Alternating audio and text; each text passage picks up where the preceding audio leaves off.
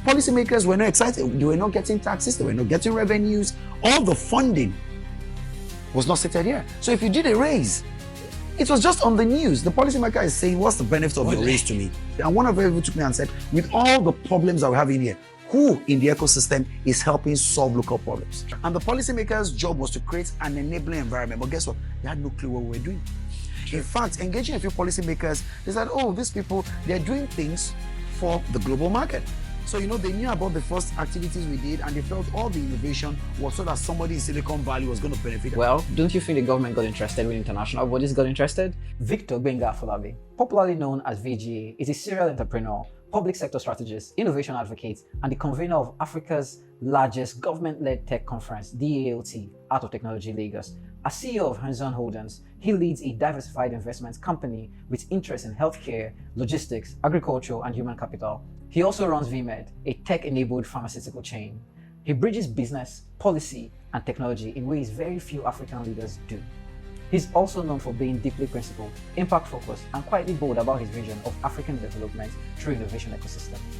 In this conversation, we dive deep into how he blends policies and innovation, serving as a bridge between governments and builders, exploring his driving force as to how and why he does it. I think every time people talk about what is happening in technology, people who are leading technology, people who are innovating specifically, even in Lagos, your name comes up, right? And we always picture you, in the boardroom. When I first walked in here, the first thing I saw was your boardroom. I was like, yeah, this kind of looks like your day-to-day life, right? But I think we would like to know beyond the boardroom, beyond the VGA that we see everywhere, right? If you were to define yourself as a person, what defines you? That's a question that requires some significant amount of thought, but really what defines me at the very core, maybe not what people see in terms of strong go-getter, highly motivated, strong drive, person who likes to get business off the table. I think the deeper part of me is I carry a burden to see people get better, really. And therefore, every industry and every sector I've gone into, I'm always more focused in how do we have a collective success? How do we have more people win than just myself? So, of course, initially, everybody sets out feeling like, oh, how can I just find a path for myself? But after a while, you either get bored or you begin to feel a hollowness. Beyond you. And so I can say maybe in the last decade, which is after the first decade of trying to find my own path, I found out that finding your path alone makes it even more lonely. Agreed. Finding your path alone, makes the journey a bit more difficult in a way. However, trying to take the focus away from yourself and the enterprise you're building to saying, how can I make many more people achieve their own aspirations, dreams, and goals? And therefore, there's a collective shared prosperity, which is what I like to define how I view things. I think it's shaped many of my decisions at the at the very bottom of the things you see me do on the day-to-day. So if you ask, so who am I really? I'm just somebody who likes to come to a place and create collective prosperity. I do like that. I do like the fact that you did mention at some point if you're pursuing just you get bored. On the other hand, you want to do more, right? But I feel like there has to be a point where you went, this thing has to change. I look at one of the things you've done, which is AOT, right? Several events happen almost every other year. And then, we just have to ask ourselves, why, what did you see? What was that problem that you went, okay, I want to change this, one. And two, why did you think it was you that should change it? Because I would assume everyone tells themselves, I want to change the world. And, they just go, okay, the world is way bigger. What problem did you see and how did you know, yes, this is something I can fix? Well, so the AOT one is interesting because what most people don't know about me is that I trained as a pharmacist over 2 decades ago. Interesting. I've changed my career 4 times. And why was I changing my career is because I felt you have the right to live life on your own terms. You didn't come to the world with a choice. I mean, many of us will have ended up in Manhattan or somewhere, but we ended up in here in the family and all that. But I felt after you've left school and you're an adult, you have the right to determine how to live life. And I'm someone that likes to live life on my own terms. So when I'm in something and it feels it's not fulfilling my aspirations, I pack up and move, okay? But most times I pivot. And so sometime late 20s, I'm talking 2016, 2017, 15, thereabout. I mean, exposed to quite a lot of things. I saw the ecosystem I'd worked in, marketing, pharmacy, a couple of things. The tech team was beginning to gather a lot of storm, and I was quite curious. I mean, I was outside, was doing my MBA at that time, sometime somewhere in the UK. I saw that, what was happening there and how technology was disrupting the ecosystem and industries was not what it was here. Very true. I mean, COVID accelerated it globally, but again, we were like 2-3 decades behind. True. And so I came back and I began to have sessions with people, and we was looking for how to come into the ecosystem. And again, I got slammed by what I'm used to hearing, which is what made me stop looking at myself and looking more at people, collective people. Everyone I spoke to and everybody I engaged, 90% of the things I took away from the table were complaints, were issues, were problems, and because all my previous life, even when I was an employee, as an entrepreneur, I've been around almost every continent, maybe apart from, maybe Australia or something. So I saw that every organization, every country, every sovereign had their own issues. True. But their people were not fixated about the problem. They were not talking about it so much. In fact, they de-emphasized it, but they looked at what could we do amidst all this. So that was the philosophy I was explaining. So I got to the tech and I said, hey, these guys are more connected to the global tech ecosystem. You're going to be very progressive, very, solution oriented. Yeah. So it was problem. So I sat down again and kept thinking and said, I was thinking from the world of pharmacy. We have the drug, this thing, you have regulation. It was every sector I went into, it was people saying something was a blocker to them achieving their aspirations. Yeah. So I got into that and I said, no, for this one, what can we do differently? And so that was what started the AOT. And so the conversation around that was, some of these conversations now started with like, look, everything is government, is government, is government, is government, is government. Not a problem. And I had the privilege then of working with, and he also was quite an inspiration, and he was the inspiration and shared a lot of ideas about AOT when we wanted to start, because we bounced off him, which was the same government. I'd done a few things with, working with him in wearing my marketing hat. I see. And so we got talking about this ecosystem and a few things that could happen here also. And we found out that the ecosystem were not engaging the policymakers. True. Policymakers had no clue what you guys were. All your complaints. So everybody was doing their own thing and everybody was blaming everybody. Policymakers are like, these guys just complain, they don't pay tax, they're invisible, they are not contributing, they're entitled. It was all that I was hearing on this part because I was relating with policymakers. Yeah. And then the ecosystem where I was building, then I was already building an e-commerce, doing a couple of things, bringing technology to transform my processes in my legacy businesses. They were just complaining, policy, they canceled this, wow. And that was when we were having the issues around the go-karter thing, they canceled the bike hailing thing. And, I engaged the policymaker and they said, look, but we've also published to show that this was where Lagos State was going to for the next 10 years. And there was no way in the plan where there was space for these bikes. Yeah. So why do you build a big business, millions of dollars around something that was not in the plan? So something we were talking about earlier, I want to bring it up again. Yeah. Interestingly, in 2016, I was starting my own e-commerce company. Yeah. And I was one of those people complaining. I was always going, why are they coming up with new policy? What's happening with the Naira? I was bitter because we were putting all the money we had. I had saved up and, and then I met someone else who was running a bigger e-commerce company who had millions of dollars in funding, and our complaint was exactly the same. And something you said kind of just struck now. I do not think any of us was really communicating with policymakers. There was this huge divide between us. And now that you mention it, my thought is, how did you get to see it? Because we were playing in the game. How did we not see it, but you saw it? Again, I think, and with all due respect to my colleagues in the ecosystem, we need to understand the fact that the tech ecosystem finally is supposed to be a business.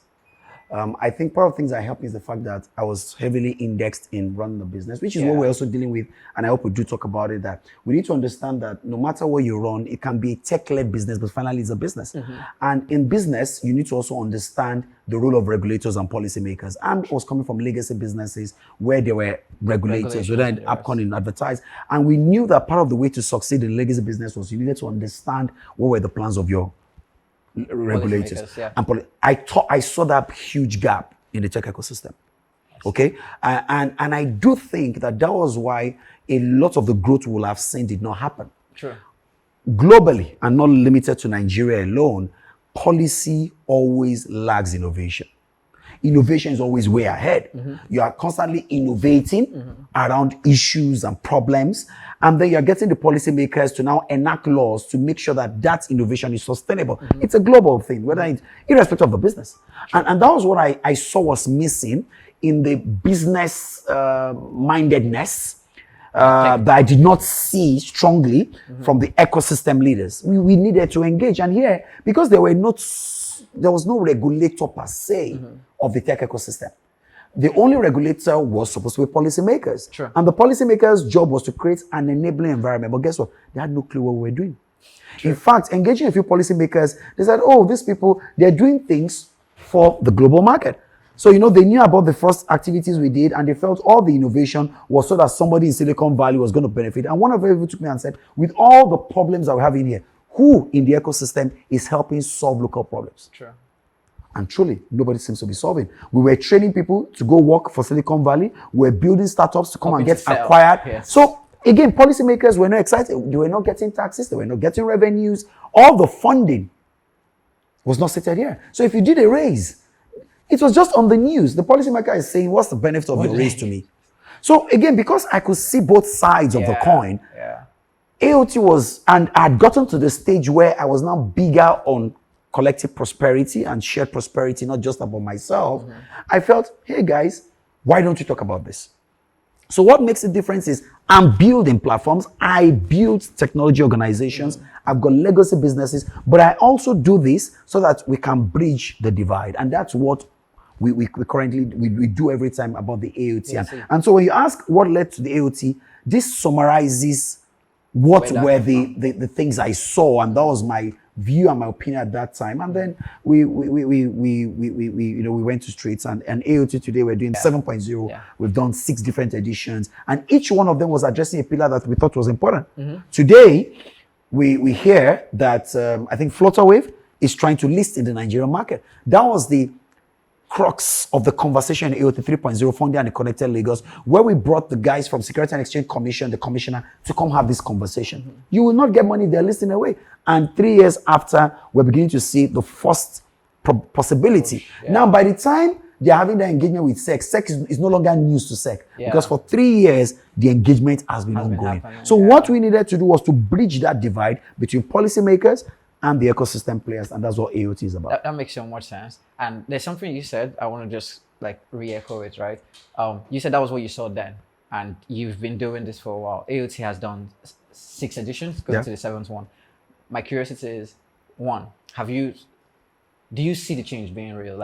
Has anything truly changed beyond what you mentioned with Flutterwave? Do you really see it? And with what you've seen, what can you predict the next 5-10 years is going to look like? Do we want to continue playing the catch-up game with policy and innovation? Do you think that should change, even on a global level? Because just because it's happening elsewhere doesn't mean it's right. Right? Do you see us changing that?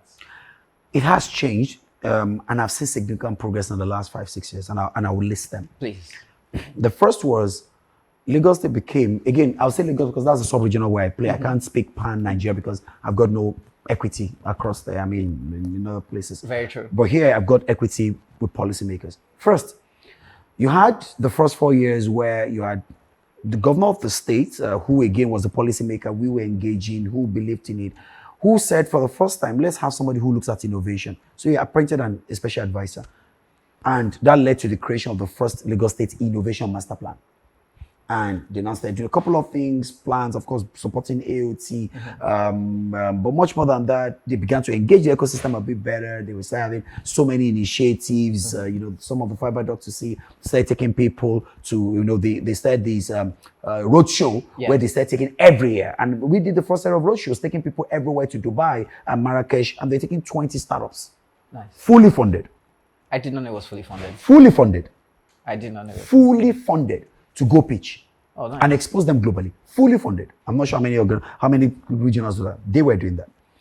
They moved to now say, we're going to change our Ministry of Science and Technology and put it in the Lagos State Ministry of Innovation, Science and Technology. So they now made innovation a pillar. Yes. Moved the special advisor to become a full-fledged commissioner so that there could be a bigger growth and legislation around the conversation around innovation.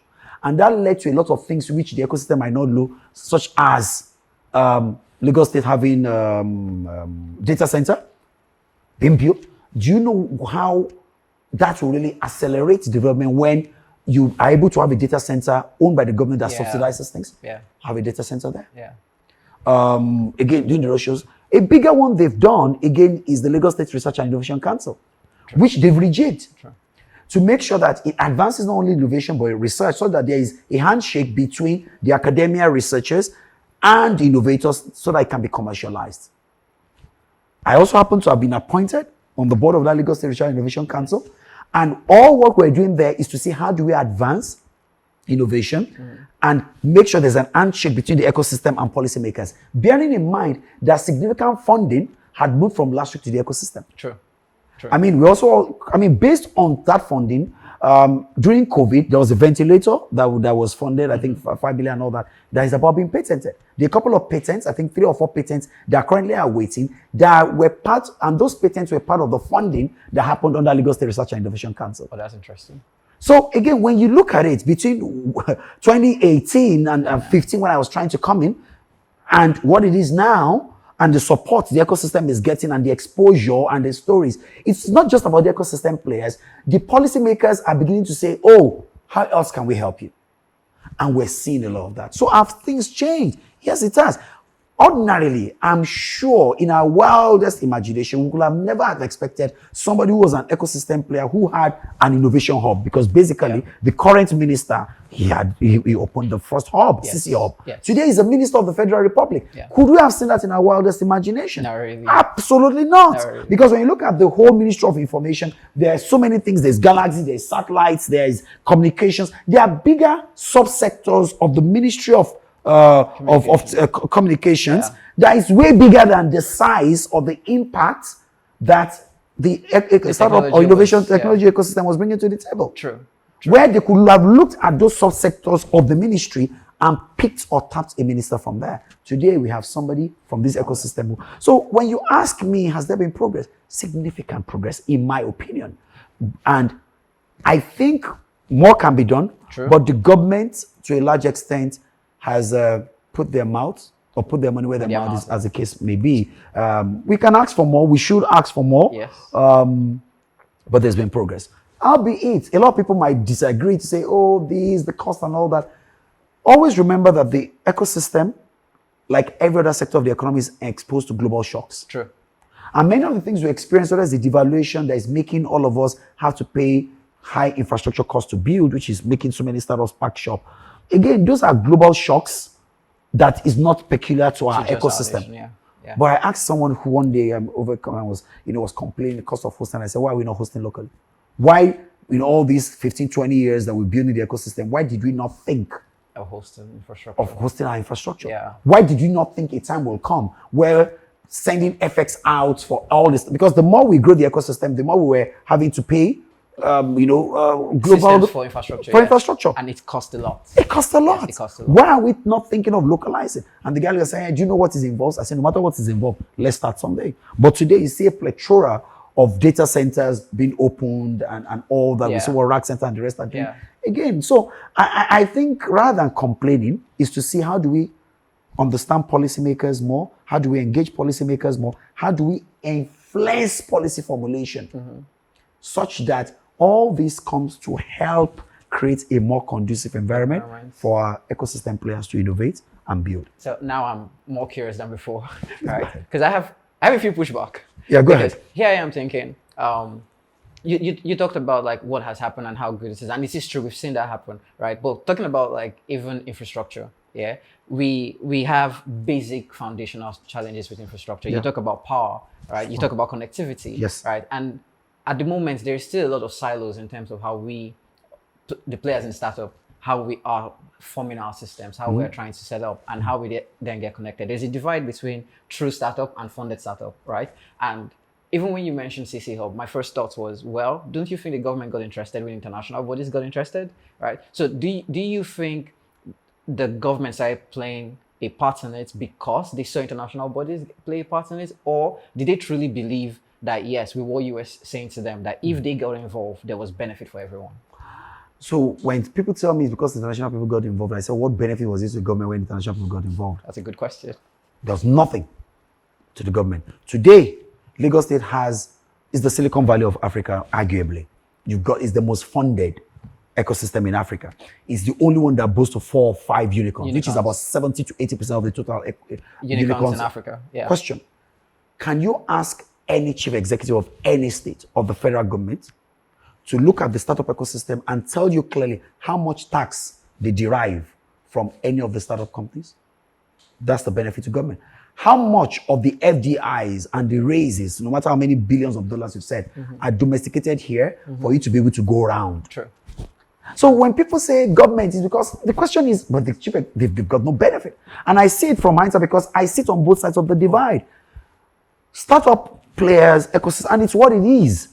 None of them, to a large extent, I take that back. Significant amounts of the people in the ecosystem do not perform any civic duty currently. True. So there wasn't really so much incentive for government to go in. I see. So I think, and I will argue, that government is not going in because they are hearing you are raising $2, $3, $4, $5 billion that is not seated in here. It's not helping to reduce the pressure on the naira. There's no fund that is raised that's here. True. Most of the innovation we're not innovating for this economy. True. So my argument will be engage more and show the possibilities, and then you get them on the table, because finally that's what they're supposed to do. Sure. And that will be my argument. I mean, a lot of people will differ, but I clearly will say, remember, government's role is not to be in business. Very true. Their role is to provide infrastructure that allows you to do business and you pay them taxes to now govern. We're not paying taxes. The funds, the FDIs are not here. They've got no incentive. So whatever they are currently doing, and we're asking that they do, and we're asking for more and asking for infrastructure and energy and all those things, we're saying it's with a promise that if you make this ecosystem grow and work and focus on it, we have the potential to pay back. Yeah. It's on that promise that everybody is investing ahead. And I'm talking even from the sub-regional. And I think even at the federal level. Yeah. And you complain about infrastructure like light and road. Remember, it's not peculiar to us. There is that. It's not just the ecosystem. The power conversation has a bigger impact. Because also remember, we're a low impact sector. What do I mean by that? In terms of human capital that you absorb, is the manufacturing ecosystem that has the significant opportunity to provide mass jobs for people. They've got no power. How many startups, how many people is an average startup likely to employ compared to somebody who puts off the cottage industry and is manufacturing? So they also have those issues, and they're still building and innovating around it. Again, what's the mindset? Tech people, let's build, let's innovate together, let's collectively solve local and domestic problems and do it at scale. And then let's export it. And let's look at the guys that have done things at scale. And then play with what they've done. Look at the guys in the tech ecosystem, the fintech. Yeah. I am coming to fintech. Okay, so because I'll let you come to my curiosity with fintech now is, it's almost like when you mention tech in Nigeria, in Lagos, in Africa, it's fintech, right? But there are so many aspects of technology. I've been in retail tech for about a decade, right? And then when I try to explain to people that fintech is an aspect of retail technology, because retail technology encompasses everything that has to do with how people buy. Yeah, right? And then payment is just one of it. Payment is just one of it, exactly. Yeah. But like we've seen that structure grow. Yeah. In fact, two of the biggest unicorns in this part of the world are fintech, right? And then you ask yourself, we're innovating how payment should be made. We're innovating how money should move around, right? And somehow it seems like policymakers take interest in that because they see value there. From what you're saying, it seems like every other part of innovation might struggle because if they are not playing in that industry, they are going nowhere. Every other day, a new fintech comes up, and like I feel like for you, you're at bridge, right? How does it feel being the bridge, seeing what is truly happening, and how do you intend to change that, or how do you think that can be changed? Okay, so let me also tell you something that most people do not know in the ecosystem. The government made the ability to innovate in the fintech possible. It was purely policy driven. Interesting. The minute you started doing BVN, okay, and they created those policies that allowed, those ability. I mean, the NIBs were playing their parts, and the BVN came, and you could see those unique identifiers and all that. And the regulation and the legislation came to support it. It exploded. Clearly. Sure. The truth is, the more regulated a particular industry is, the more you've lowered the risk and uncertainty, Sure. the more it attracts capital. Very true. Most other parts of the ecosystem are not regulated. Investors are asking from a regulators and emerging markets, they want to be sure from regulation and all that. You have nothing. But for this, you're either with a central bank or something. There's so much regulation that has structured the fintech. So when you go in, either as an investor or a player, the rules are clear. And that is, I can clearly tell you, a major incentive for the growth you've seen. Coupled with the fact that they do not require so much infrastructure like some other places. True. E-commerce and all that, they are heavy infrastructure. Yes, they are. Fintech is very much asset light. And so because to scale and to move across geographies, you didn't need so much assets. Regulation and being asset light made it a first use case of what is possible in the tech ecosystem. That's a lesson there. Regulation and asset light. That's a good lesson there. That's the reality, because asset light, because infrastructure is not here. I mean, it's not fully developed. Yeah. So if you are infrastructure heavy, you will struggle. Yeah. Because you're practically driving uphill. So that's the reality. Policy and regulation unlocks it. And it's not only the fintech where Nigeria is ahead of even global peers or even some developed world. True. The whole financial sector as a whole of this country is way ahead. I can agree with that. Even compared to the US. Settlements happen a lot faster.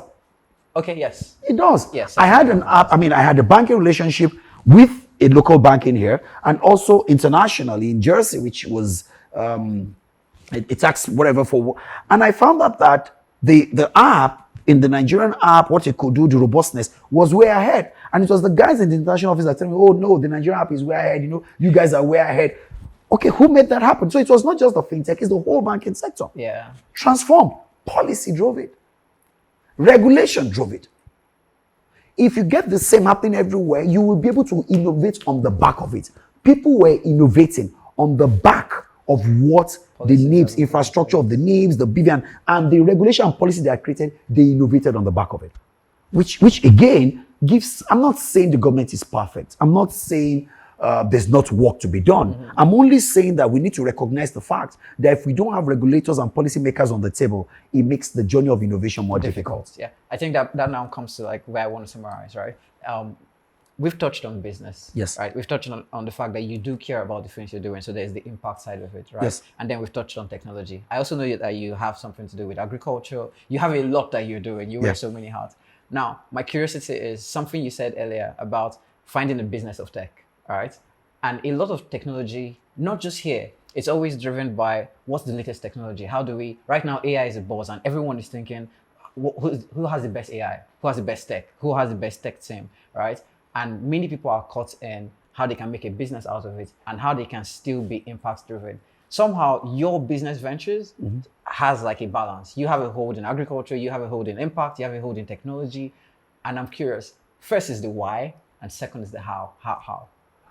The why is, I feel like democratizing success. Okay?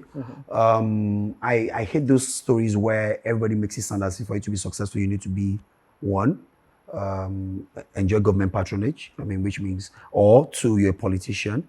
I think we can have good business people who don't cut corners, who don't live off subsidies, and they can build from scratch. And I can tell you my success story every day. I can tell you brick by brick.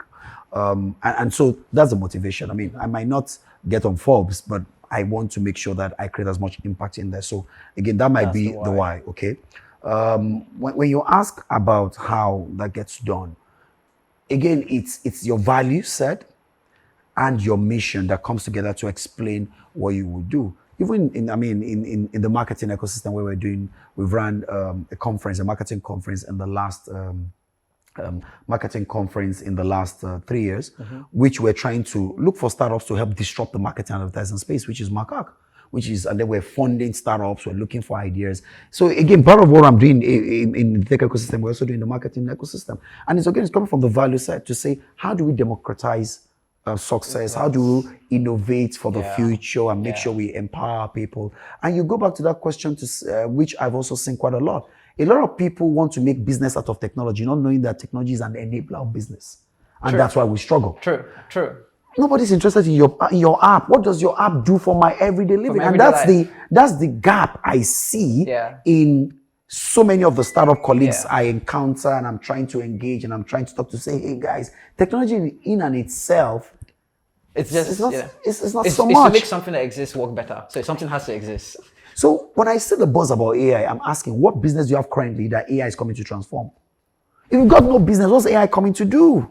It's just fun to talk about if it's not solving. And I see a lot of that in developed worlds and especially in Nigeria. Yeah. It's a global problem, actually. That's a global problem. It shouldn't just be about the tech.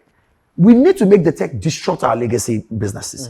There's no power. I fully agree. But I have a colleague, because we also heavily invested in renewable energy. I have a colleague who has been in a northeast country, northeast states rather, where he called me on Monday and said, do you know the temperature as at now is 42 degrees centigrade?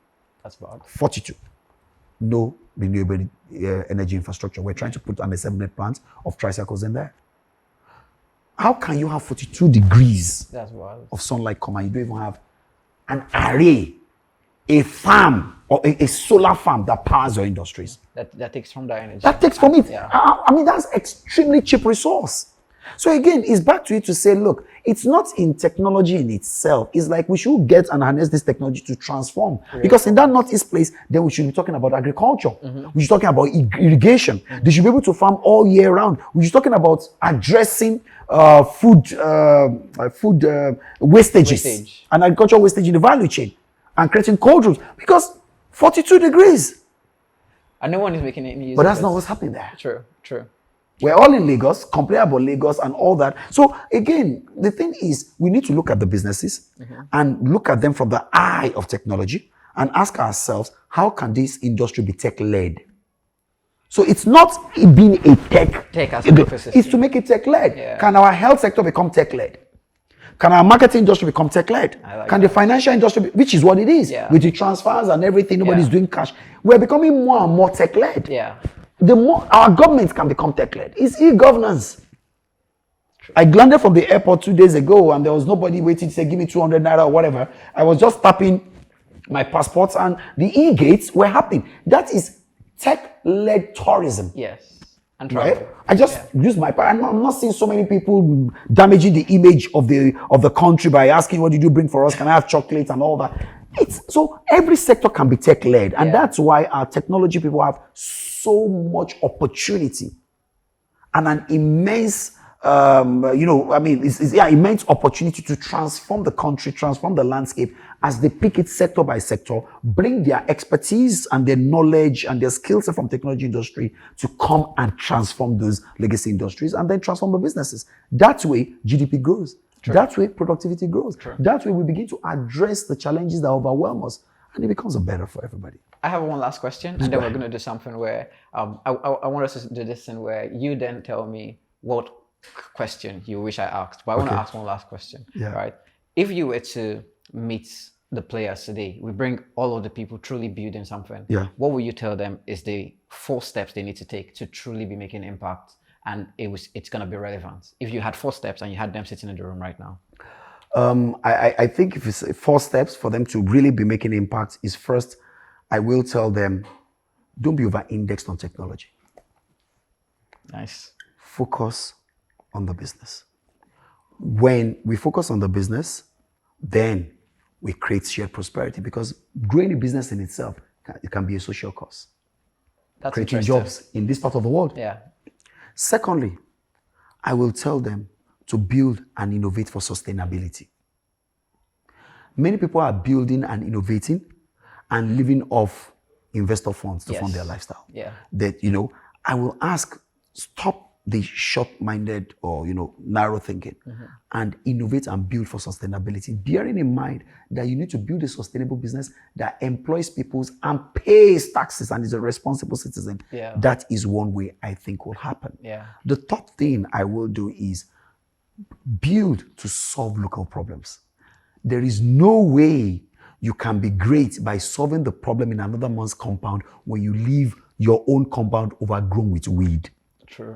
Innovate to solve the everyday problem of where you are. Where you've not made your father's compound good, nobody respects you in another man's compound. Very true. Okay? Very true. And finally, the last thing I will talk about them is relook your metrics of success.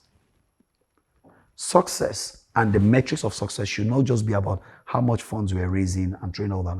It should be more around the visible measure of us scaling up. How much revenue we're generating that creates shared prosperity, how many people we're employing, how many lives we're transforming, how many people we're upskilling, and how much opportunities are we creating for people and how are we democratizing that. I think when you have those four cardinal pillars around you and those becomes the way and or the lenses through which you look at your work and the work you want to do, I think we'll see a transformation around the kind of startups we're building and the kind of people that are in the ecosystem. I feel like that's the real foundation of entrepreneurship. Like people think it's just starting a company. That's actually the foundation of entrepreneurship. All right, so to end this, what question would you have wished I asked? And what answer would you have given to that question? What's the one thing that you're going, man, they should ask me this thing. I really want to address it. I think you'll have, but I think I've spoken about it. I would have loved to be asked about what frustrates me most about the ecosystem. And I think I've answered by saying it's just a short-term thinking. Is it short-term thinking? Yeah, it's just short-term thinking. Everybody just wants to, I'm building for an exit. It's just a short-term thinking. It's like we're building a Ponzi scheme and we're not really building organizations that we think we want to outlast us. So I think we need to build a bit more to last. The personal question I would love you to ask is, if I'm such an advocate for policymakers, will I ever be in politics? And I wanted to boldly tell you, absolutely not. Are you sure? I am not a politician. I can't be a politician. I won't be a politician. I am a technocrat. I like to offer service to business, to government and all that. But I believe that influencing policymakers in the right direction is the wise thing to do. They make decisions that affect all of us. Our job is to influence them so that they make the right decisions, because people always say, oh, with your activities, you'll be in politics. I said, no. Wisdom should tell you that if I influence the person who makes the rules around which I live, then I can be able to live better. So my role is to see how much of policy can I influence so that my life and the life of people around us can be better. What happens when they won't listen? Don't you think it makes sense to be the one that's doing the thing? So the error we do at times is we like to tell. I see. So I do not look forward to telling them what to do. I look forward to influencing them to do what to do.